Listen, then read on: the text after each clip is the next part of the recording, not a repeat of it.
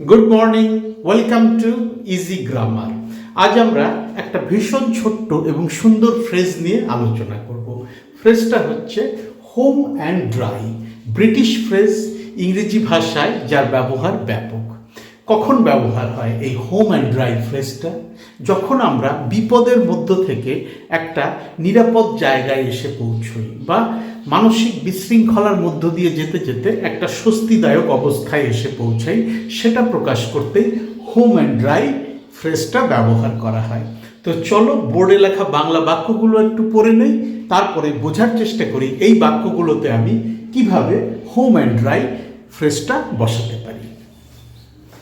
নিরাপদে অবতরণের পরে আমরা ভীষণ হালকা বোধ করছিলাম, এটা জেনে যে আমরা সুরক্ষিত। প্লেন কাঁপছে, অবশেষে নিরাপদে অবতরণ করলো, তারপরে আমরা স্বস্তি বোধ করলাম। কেন? যে আমরা এখন নিরাপদ। পরীক্ষা শেষ না হওয়া পর্যন্ত আমার স্বস্তি নেই। পরীক্ষা একটা মানসিক টানাপোড়েনের ব্যাপার, তার ভেতর দিয়ে এসে একটা স্বস্তিদায়ক অবস্থায় আসার কথা বলা হচ্ছে।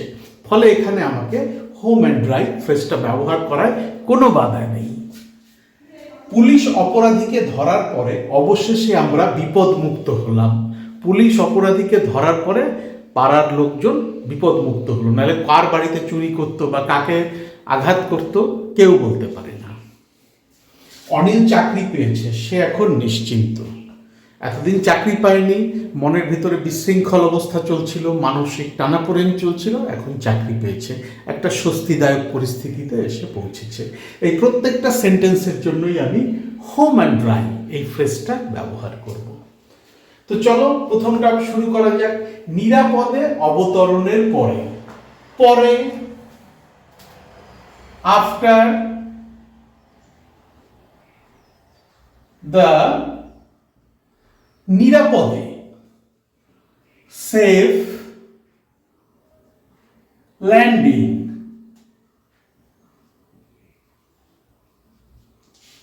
After the safe landing, comma দিয়ে দিলাম, আমরা ভীষণ হালকা বোধ করেছিলাম। উই ফেল্ট সো, হালকা বোধ করা, relaxed. After the safe landing we felt so relaxed, এটা জেনে যে আমরা সুরক্ষিত। Knowing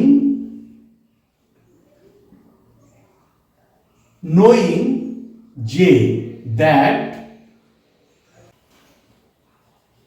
we were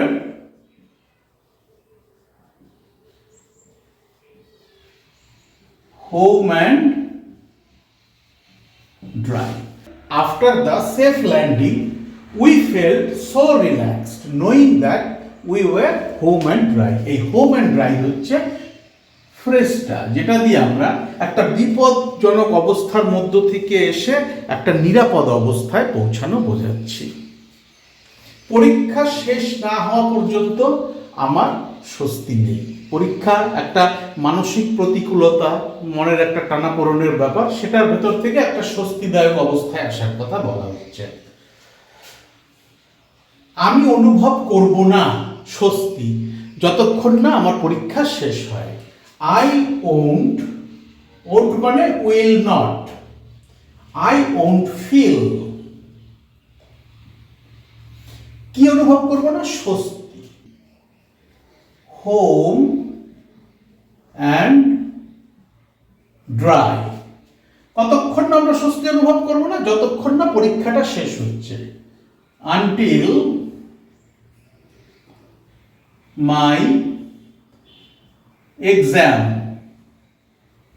is over. I won't feel home and dry until my exam is over. এই home and dry ফ্রেজটা দিয়ে আমরা একটা মানসিক টানাপোড়েনের ভেতর থেকে স্বস্তিদায়ক অবস্থায় পৌঁছানোটা প্রকাশ করছি। পুলিশ অপরাধীকে ধরার পরে অবশেষে আমরা বিপদমুক্ত হলাম। পুলিশ অপরাধীকে ধরার পরে, পরে আফটার police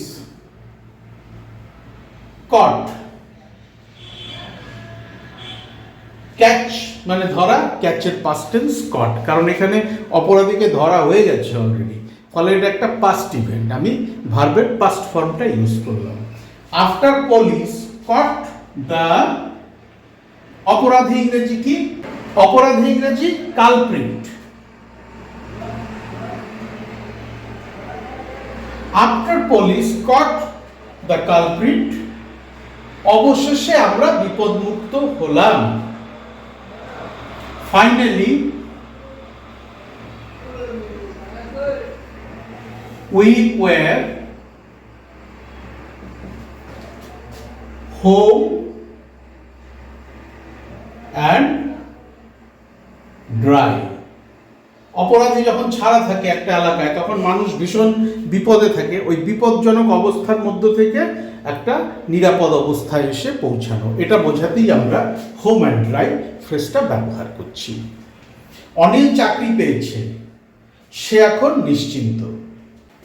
অনিল চাকরি পেয়েছে, Anil has got a job. Anil has got a job, সে এখন নিশ্চিন্ত। He is home and dry now. এই হোম অ্যান্ড ড্রাই হচ্ছে ফ্রেজটা, যেটা আমি এখানে আন্ডারলাইন করে দিলাম আমাদের বোঝার সুবিধার জন্য। বোর্ডের একটা স্ক্রিনশট নিয়ে নাও, নিজেদের ভেতরে হোম অ্যান্ড ড্রাই ফ্রেজটা দিয়ে যখন ইংরেজিতে বাক্য গঠন করবে, তখন এই স্ক্রিনশটটাকে রেফারেন্স হিসাবে ব্যবহার করতে পারবে।